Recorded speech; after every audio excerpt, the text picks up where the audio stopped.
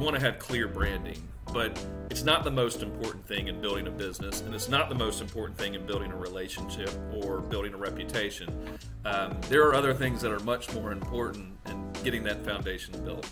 Welcome to another edition of the NiceJob Podcast. If you like what you hear, please give this video a like and subscribe to get new content first. As always, these are just the highlights of our episode.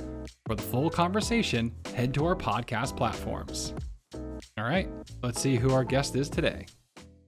Hi, I am John Safran, and did you know that you are a customer service business that just so happens to offer a particular service?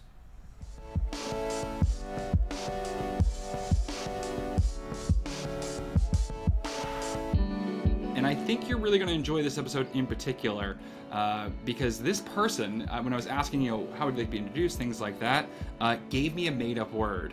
And I love made-up words because made-up words are when there's something that needs a word and it's just not there yet. And so someone's like, well, what about this? And that also means they probably have unique and innovative solutions. So, we talk about notepad episodes. I think you're going to write down some interesting stuff here in this one. It is John Safran from Responsibility. He's the business automationist.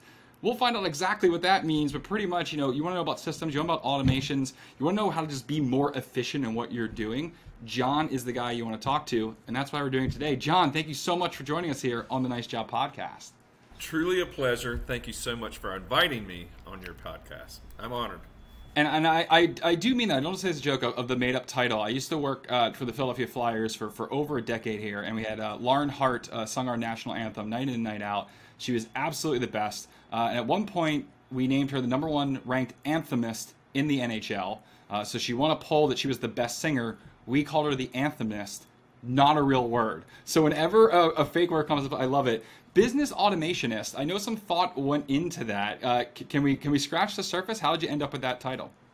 Well, we didn't really have anything that fit. So I guess technically I'm in more of a sales and marketing role, but I don't think of myself as a salesperson. So being a business automationalist really kind of gave me the ability to do what I love to do. I enjoy working on a daily basis with business owners all over the planet at different levels of their business, whether they're startups, not started yet, or doing $5 million a year. And we look at different systems and processes and pains in their business and what we can automate and what we can use as a system and a software platform to solve pains in their business. And that's just not going to fit on a business card. So it's not really a sales type role. I want to work with people on an individual basis to find out what the pains are in their business and what we can do as a solution. How can we automate an answer, a solution to that problem? So I didn't have a word that really fit what I enjoyed to do, so I made one up. I was almost surprised you tell me, actually, we found this title generator, this process that was just automated for us. We plugged in the details of the job, and it came out with that. I tend to ask this question almost every podcast because someone like yourself, I know will have a great answer for it, but I feel like every guest, you can really connect sort of with our audience by explaining a little bit of the backstory, because it sounds a little bit like you get to a transitional point, right? You're a business owner, you're kind of going through the learning process, and then you sort of get to a point where, if you're the certain type of person, you want to pass that knowledge on, or you want to, help others around you, make sure that you're part of the tide that's rising all boats. Is there a moment that you can identify in your career that either A, that's when the entrepreneurial bug really sunk in and I knew that I was going to go, do business and go from there? Or if that, that doesn't really have a compelling story, so to speak, is there a moment where you felt confident enough to really go just from getting it on your own to kind of helping others as well? Yeah, absolutely. So both, actually. I was at a professional point in a really good career, making a great, very comfortable living for my family, and I was extremely unhappy. I was working all the time in a thankless industry I was just getting beat up.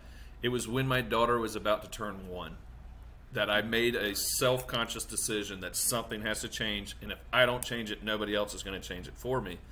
This child, this one thing that deserves all of my positive energy, is the one thing that is suffering the most. I was coming home with no energy, and the energy I had was negative.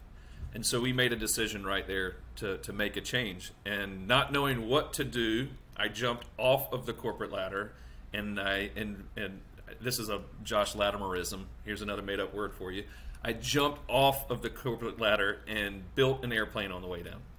So kind of by accident, I ended up being a service business owner. I decided the maid service, I didn't have to reinvent the wheel. I had an aunt that was very successful in the maid service. I took a trip to Texas, and we collaborated, and I came back to Florida, and we made a maid service. And shortly thereafter, developed a pressure washing business. I was kind of pushed into being an entrepreneur, and then I never wanted to look back. I was having so much fun. I loved being able to solve people's problems in their homes. We were giving people free time. We were giving people their weekends back. And our family got our freedom back as well. We were able to go to the beach when we wanted to. I was able to stay at home and make my children breakfast in the mornings before school. It was liberating. But there was definitely a point in that journey where I was ready to do something else. There was definitely a moment where I was just ready. I felt like I kind of climbed that mountain, and what was next? And that led me back to wanting to give back. And I was considering starting I don't want to call it a coach because I don't think I'm smart enough to be anyone's coach. But I definitely have a lot of experiences that I felt were able to help other people on their journey. So, and it was a very clear moment in that journey where I was actually pressure washing a pool deck and washing a pool cage. And I was coming up with domain names. I was developing a business plan while I was working. And I opened my phone to a notification and had an email from Responsibid where Kurt Kempton was looking for someone to fill a hole in his business. And it was like he tapped me on the shoulder to come on that journey with him. And it's been fantastic. Now I spend every single day looking at people's businesses from a subjective third-party viewpoint and offering a solution to different pains in their business. And it couldn't be more rewarding. It's really, I'm having a ton of fun. And I get to meet all these interesting people. It's fantastic. There's some things that we know fundamentally that works, and people have innovated off that. Just let's say from the sales perspective, is there one like, hey, if you're just starting out, I know you might think this is, basic BS, but this is actually very important, and it's okay just to follow that along. Is there something that comes to mind? Well, I struggled, and I'm sure a lot of people do. When you want to build a business, you want to be the best, and you use words like best, or you get so caught up in your logo and what it looks like, and what you may find is it's not as important as you think. Now, that doesn't mean branding isn't important. You want to have clear branding, but it's not the most important thing in building a business, and it's not the most important thing in building a relationship or building a reputation. There are other things that are much more important in getting that foundation built. Don't run out and start running tons of Facebook ads if you don't have any reviews on Facebook. Let's focus on building a foundation before we start focusing on the things that don't really matter. But, man, we could talk, that could be a whole podcast just talking about business startup and what to focus on first. Well, and that's like, what's to start on first. There probably is some things that are always near the top of the list, but it's not like it's a true, I'll say 1, 2, 3. I know some people might, some people out there with some programs might disagree in a sense, but I do think of everything you talked about, and you mentioned reputation, and we talked a little before we started recording of why that's an interesting topic to explore. But in my sort of opinion, and I'll say obviously with NiceJob being reputation marketing, a little bit of expertise in that is reputation is going to solidify whatever you're trying. So again, you can say you're the best, but if no one's really backing that up, are you really? You can even call what you're doing a premium package, a premier package. But if you don't have the reputation for doing that quality of work, it's nothing but a buzzword and a tagline. And you talked about kind of, logo and branding is important, but sometimes people get bogged down to it. It goes back to what we said, relationships and reputation are really going to get you going. If you're starting in a newer community, beyond just, getting customers, getting reviews, we know that's a big pillar of reputation. Is there anything either you've done in your career or things that you've heard of that really help people get off to the right step and start kind of building community within their location and really starting to get the reputation of, I haven't used their service yet, but I have a favorable opinion of them? Yeah, absolutely. So and this is easy stuff. You know, when you join Facebook groups in your community, your neighborhood group, your school's group, your your church group, if that fits, whatever it may be, whatever group you're in Facebook, be an active member. Like, give back. Don't just be in there selling every Tuesday when they allow you to post your business on Tuesdays. Be a part of those communities. And that's free. That's easy stuff that you can do that doesn't cost any money, to offer solutions. When you see a neighbor that's in need, offer to help out, and don't have a motive behind that. Just be active in those groups. There was a conversation that I witnessed in a local Facebook group that I am active in, where two people were talking about a service business, and my name came up, my company came up. And the conversation, to paraphrase, was basically one of these neighbors saw my truck, which was wrapped and branded and had the Cleaning for a Reason logo on the back. And the conversation basically was, I've never done business with them, I have never met John, but that's good enough for me. That reputation of giving back in the community was very well established. I was active in that group. I was answering questions. I was there doing charity work. I was an active participant in that group, and I wasn't looking there was no motive, and it built part of that relationship. That reputation foundation was there without any real, I never serviced this customer, but the reputation was there. You talk about being active in these groups, and I think sometimes people think like, okay, so now I'm spending all my free time surrounded by the computer. But I don't know if it's the same experience for you, John, but what I've done with NiceJob and a couple of the other, organizations that I've been with is you just be present when you are present. So it doesn't mean it has to be a 24/7 thing, but if you're only able to provide help within those groups, 10% of your total week, or if only when the opportunity arises. I think sometimes people go into groups and they're trying to get in every conversation. It's like, go in the ones with it. That becomes the snowball effect. So people see you answering a question here and there, then maybe a bit more. Then maybe you do have some time on a Friday and you can answer a bunch of questions, or you have something happen that you just share, just to share. And that snowballs into that bigger reputation. Is that kind of how you approach it as well? Or did you go a bit more dedicated? Because there's a good strategy to both, but I've always found that it doesn't need to be something that's taking up a ton of your time. It can still have a tremendous impact. Yeah, no, I was definitely active, but I was not letting it consume my world. First and foremost, I was running a business and raising a family, and we started the business to be able to spend time with the family. So that was I was present when I was available, or when something relevant was there. If there was a situation, and I would have done this in this group if I wasn't in business anyway. And I'm not actively in that business now, and I'm still very active in these groups. You build those relationships with those people, and you want to help them out. But if we have a storm coming, we would find somebody that was disabled, and we would go clean up their yard and get them ready. And but I would do that anyway. Just part about being a good neighbor. There were definitely some groups that I was more active in. There were groups that were very local to my neighborhood.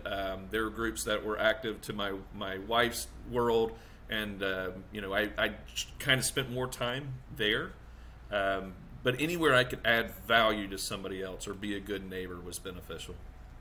Did you, when you represent yourself in that group, did you just go in as John, or did you go through a company branding, things like that? How did people start to make a connection between John and your business? Was it just when you had those opportunities on those Tuesdays, you would kind of, plug the business or something like that? Or because I think that's a question some people have. Should I go in as the individual, even though I'm trying to, get some more recognition for my business? Or there's some people that, I don't say want to separate themselves, but they'd rather not be known as the guy and instead have the business be known as the business because they have a bigger team or something like that. How did you approach it? Individually. I'm a neighbor that so happens to own a business. So I'm a helpful part of your community that is here to help, and we also offer solutions to help you get free time back on your weekends. So I was a very individual approach. I post very little in those groups from the business. Sometimes I might if it had like a cool before and after picture or something like that. But no, I became the authority of those groups in these fields, and I would answer questions that people had that related to our business. How to safely pressure wash your house. I would offer that advice. That's a good neighborly thing to do. And I use those groups. I found other guys advertising in those groups and have made some fantastic friendships. One of my very best friends I met out of one of those groups that was advertising in my neighborhood, and I reached out and built a relationship with him. And now we work on jobs together. It's really, really cool. But no, I did it individually, and it worked well for me. But as I'm still a part of that. And you talk about going in as the business. The business has branding. The business has an identity. But what's the face of the business? Where does that reputation start? Yeah, because if they have some sort of issue with the relationship, right? That they were unhappy with the service, or even the other way around, they're so happy they want to know the best way to refer you and things like that. They're not calling to talk to the logo, right? They're calling to talk to someone, and every relationship is going to come down to the person in person. You talk about training your teams and permeating that sort of responsibility or that sort of mindset through your team. I always find when people get tripped up of like, well, I want to represent the brand. Like, you are the brand deep down. Your face might not be on the logo. You might not be like the Tommy Mello where you're on the side of every truck, and it may not be named, John's Cleaning. It may not be named after you or anything like that. But don't get it twisted. Is your personality, your entity, your essence is definitely deep ingrained in that business, and that's where it goes. If you make a personal reputation, then your business can almost buy a little bit off that clout. So as you're getting started, if you identified yourself in the community as a helpful person, as you put it, a great neighbor, then you've already knocked down one sort of barrier when they're looking at the business, is they now know the person behind it. When you think about from the recruiting element of how that's going to help you sort of grow, as you were looking to grow your businesses, or as you mentioned, you started with May, then went to power washing, right? So even just making some switch of service or starting a new business, how much were you able to kind of leverage off of or use reputation of either yourself or previous businesses to either help yourself grow or expand? Yeah, so the decision was really simple. We were already offering an interior cleaning service, and we had a client base. That same client is also not going to wash the outside of his house. Like, if he's not going to wash his shower, he's not going to clean his roof. Yeah. So it was kind of a natural, like, we do inside and outside. We could cross-market our existing customers that we already built a relationship and already had a reputation with. They were already sending us referrals. They live in our neighborhood. They already know us.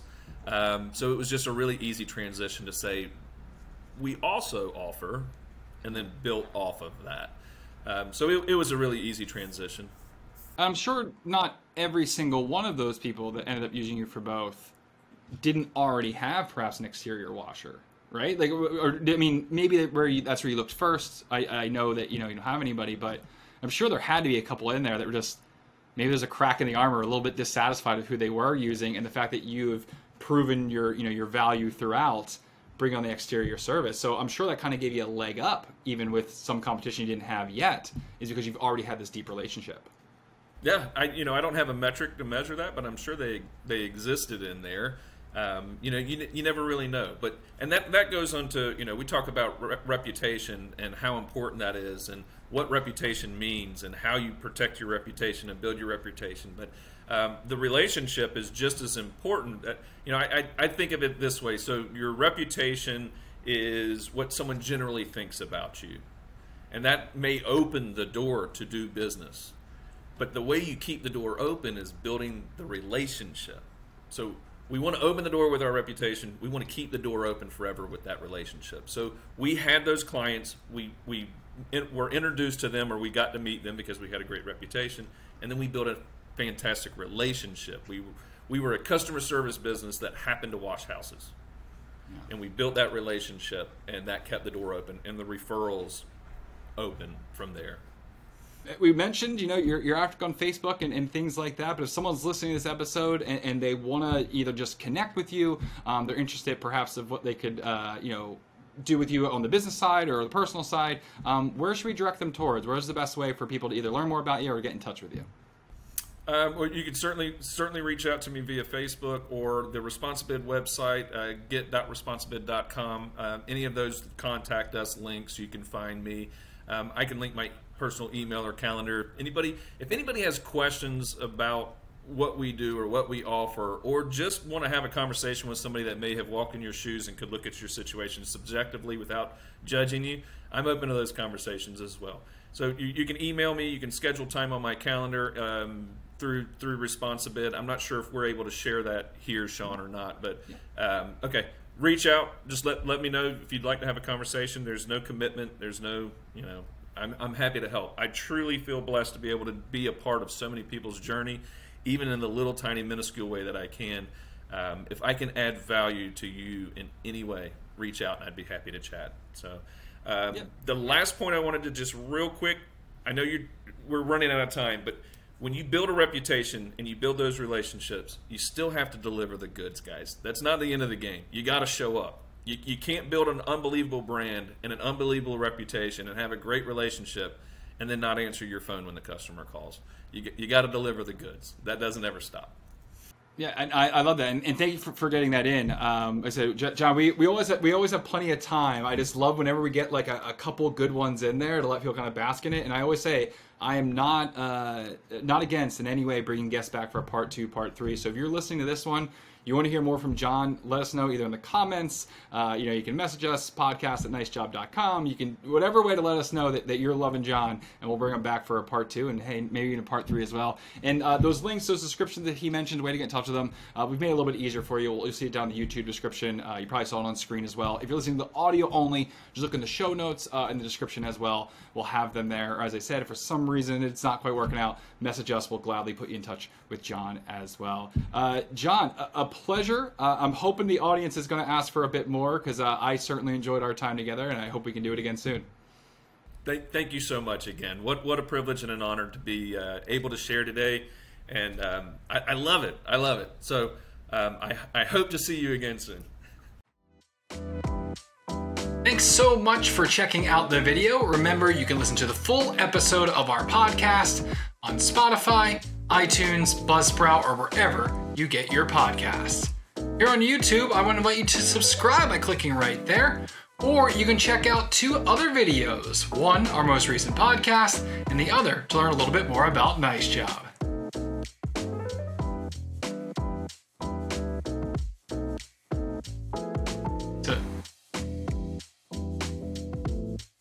So click one of those things, and I can go home.